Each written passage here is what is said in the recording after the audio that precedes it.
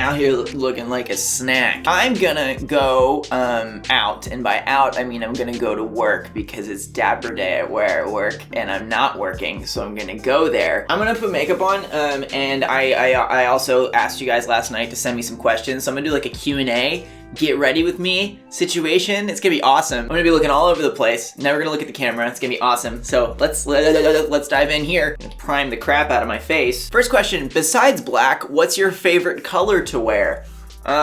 Gray?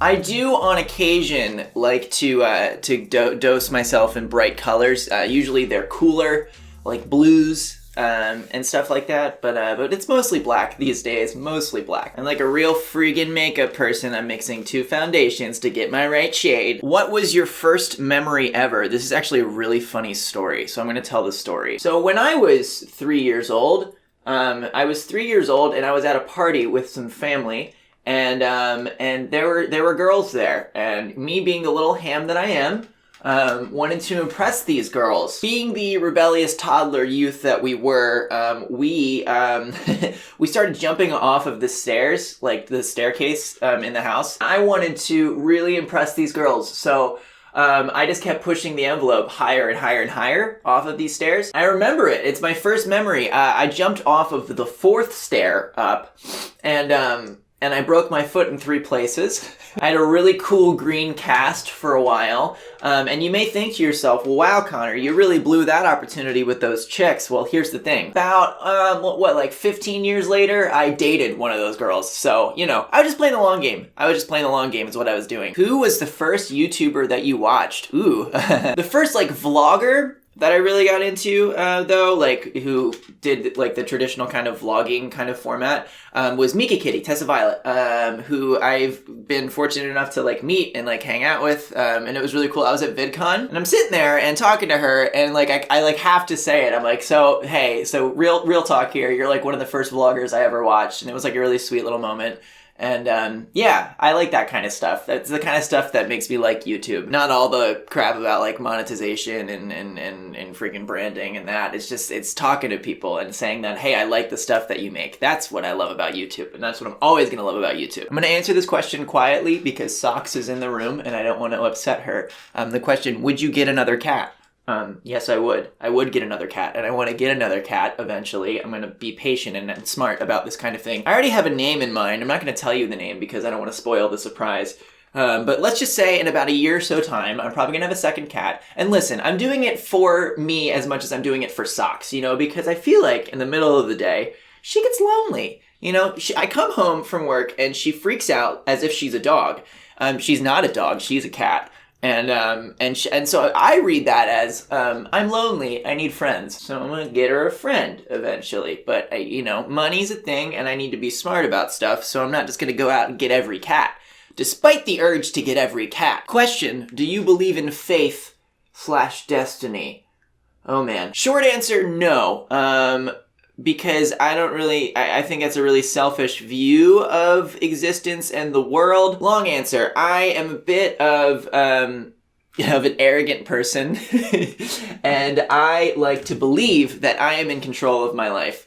And the idea of, like, faith and, like, predestiny and all this kind of stuff just kind of, for me, takes away from my own power within my own life. I want to believe that my actions are significant to my own life. And to that end, I don't believe that my sort of life is predestined, that there's any kind of fate with anything. Also, counterpoint to that is, like, if people are, like, destined for greatness, what about the people who, are a little bit down on their luck? What about the people who aren't doing so hot? Does that mean that they were destined for that? Because that's kind of cruel if you think about it in that way. And I don't really like to think about it in that way because I just think that, everything's random and we're just sort of dealt a hand and we just got to react and do whatever it is that we do. No, I don't believe in fate. I don't believe in destiny. I believe that we're all just people trying our best. And that's kind of beautiful in its own way. We're all just kind of making a mess of stuff and learning and figuring things out. And gonna let that chill for a little bit. And I'm gonna go to the next question. There's powder all over my pants. all over my pants, making a mess. What would you say to someone who's thinking about taking a huge step in their life, but it completely diverges from what they had planned? Okay, let's do that while doing browse. So, I did that. I really did that. And I, first of all, I would say that if it feels right in your heart to do that, then do it. By all means. I think planning is in some sense noble. I think it's nice to try and plan things out. But sometimes things don't go to plan. Life changes, we change, things adjust. Even the plan that I came up with after my original plan has failed, has diverged. I think life is just about, guessing as best we can. And then in the moment, just sort of reacting and making adjustments where they're needed. If your previous plan was set into motion because of what you were expected to do growing up, or because of just sort of like what you think you're supposed to do, I would say absolutely re-examine that plan. This is your life, you're living your own life. And I think it's really important that at a certain age, we take a really genuine critical look about why we've done the things that we've done thus far and make a choice whether we want to continue on those paths or if we want to do something new. And there is freedom in that because something that I think is not talked about enough is how that there is always time. There is literally always time to make an adjustment.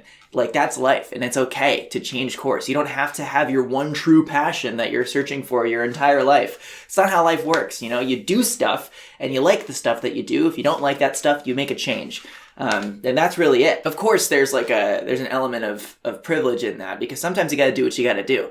And I think you can find a lot of value in those times as well, in that grind, in that hustle, and just sort of like doing what you gotta do. I think that's as noble as anything else. I think life reveals itself to us over time. It's not something that we discover.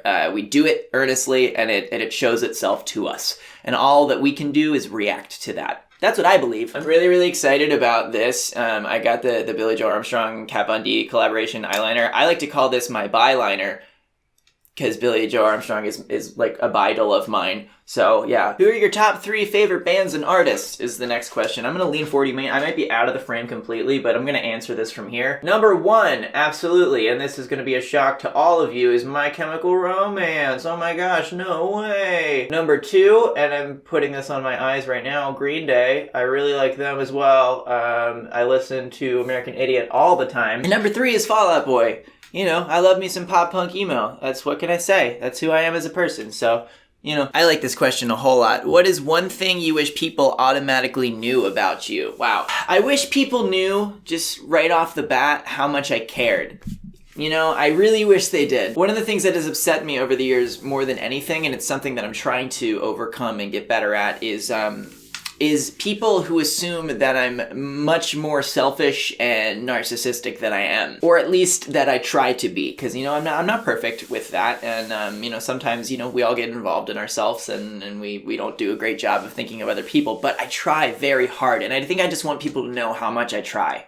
I think it's really important to me because I really do care and I really do try to be a good person every single day of my life. How did your cat help you emotionally and mentally? Ooh, I like that question a lot. So I've always had pets. And I love pets. And one of the things that I've missed the most since moving out here and living on my own is having a pet, is having a little creature that I come home to every single day. And having Socks has been, so good for that. It's been so wonderful having her. Just knowing that when I open the door, there's a little life chilling out in here. It's just so nice. It's such a nice thing. She knew she was getting talked about. She just jumped up on the tree that's right behind the camera right now. She's so cute. I love you. I'm taking this eyeshadow down, man. I'm taking it friggin' down. I want to look a little bit like a raccoon. I'm okay with it. I want it. If there's something that Gerard Way taught me, it's that the best way to conceal your under eye bags is to accentuate them. And really just sort of embrace that they're there and make that work, I felt like I'm always second place in social situations with my friends. I always feel like I'm a social mess up and not really fun to be around. I was wondering if you felt this too. Yes, I have. I have felt this. What's important to remember socially is that it's not a competition. It's not something that that you're competing at. It's not something that you earn, you know? You just do it, you know? I think that there's a lot of pressure that we put on ourselves to like be good at socializing, but that's all self-imposed. What we should be focusing on rather than how well we're doing is how much we're enjoying what we're doing. And I think that that is a process for sure that we all need to get better at, for all of us who are shy, you know? This next one is a question that I saw and that I really wanted to answer. I'm gonna do that while I blend. I'm gonna blend some stuff out. How do I deal with not feeling non-binary enough because I'm not out and I still feel comfortable presenting as my assigned gender? I'm worried that I may be just faking not being non-binary. Thank you. I read something recently that that made me feel like really nice overall and made everything feel way chiller about gender and everything. And essentially it asked the question, what's the harm with experimenting with gender? What's the harm with that? Sure, you might have some people be like, oh, you're not actually trans or you're not actually non-binary. Well, who gets hurt by asking the question? You're not a bad person if after experimentation, if after exploration, you realize, oh, I actually am my assigned gender. There's nothing wrong with that at all. If anything, you just learned more about being trans. You learned more about gender. You learn more about things that are really important to the world. And I don't see anything bad with that. I really don't. There are some people who are rather gatekeepy about identities and sexualities and all this kind of stuff, but none of that matters. None of that matters at all. We're all just guessing. All of us are guessing. So if you find an answer that is contradictory to what your answer is right now and in the future, there's literally nothing wrong with that. All you've done is explore and ask the question. And I think that those are good things. So don't even worry about this and your validity because you are valid. Regardless of the outcome, you're valid. Look at this character growth. I friggin' was scared of this last time we did this kind of video, and now I'm not so scared because I know I can just use eyeshadow and friggin' blend it out later. And that's exactly what I'm gonna do because I just messed it up. How long have you wanted to wear makeup and stuff? Interesting question given the current activity. My whole life. I mentioned in the last video as kind of like a hilarious little anecdote about when they were first putting eyeliner on me and how I was like freaking out and stuff. There was an element of me like after I got makeup put on, I would be like, "Oh, you look so pretty," and all this kind of stuff. And I loved it secretly. I secretly wanted to feel like that all the time. I really did. And I only am realizing this now that I'm doing it. How much I've wanted to just be like this. When I was super little and my sisters would have like sleepover parties and stuff, I would always gate crash, you know, because number one, I'm a flirt and I'm just completely distracted by women at all times. Number two is because they would be painting their nails and stuff and I would have them paint my nails and I would love it. And yeah, and that's just always been the case with me. Ooh, another question that I like a lot. Do you feel a lot of pressure from people crediting you with helping them come out? Does it feel like a lot of responsibility knowing you're a role model for other LGBT plus kids? How do you deal with it? Whew, okay, yeah. When I first came out as bi, I really didn't think it through because I did it very publicly. And I did it in an environment where there really wasn't much representation at all. As such, when I came out, all of a sudden I was at the friggin' forefront of it all. All of a sudden, I was a role model for something that I was learning about a lot myself. And that can be really scary. And in fact, it was really scary a lot of the time. I often thought, who am I? You know, who am I to be looked up to for something like this? Now, like most areas in my life, I'm much chiller about it. There's kind of like a stock answer that I have to questions when people say things like, you saved me or you helped me come out. And it's really important that I do this for myself.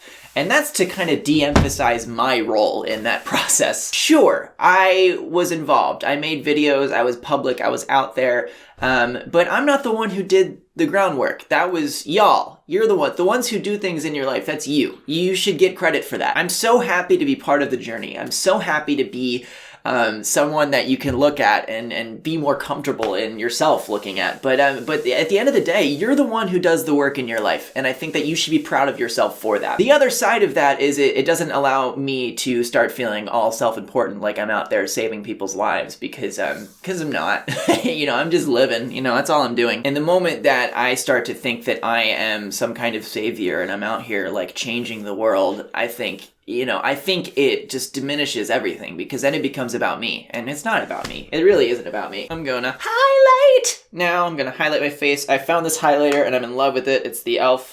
Baked highlighter, and I'm gonna freaking inner corner really quick before I do like my face highlight. All right, question. What's your favorite way to relax after a stressful day? Well, number one, coming home and feeding my cat is just such a good activity that I love to be a part of. Ooh-wee, look at highlight coming. Coming home and playing with my cat, having her be the big doofus that she is, chasing lasers around and doing all the cat stuff. It's just so nice. Then typically what I do is I take blankets and pillows from my bed, I move it to the couch, and then I lay on the couch and I watch stories. What do I watch stories about?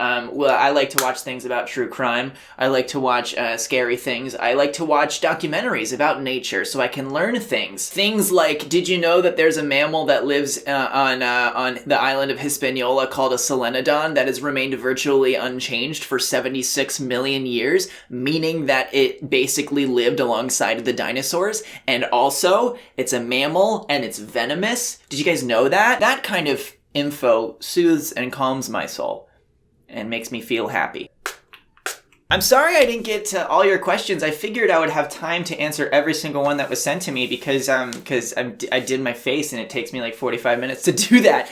But there's a lot in there. What I might do is I might film something else if I have time and put it up on my Patreon page. It's kind of like a bonus Q&A situation. I used to do that a lot. So I might do that again. But in the meantime, thank you guys so much for watching this video. And I'm gonna go put the rest of my outfit on. You can click on my face or wherever for my last video. I love you guys so much, and yeah, I'll see you guys next time. Later, bye!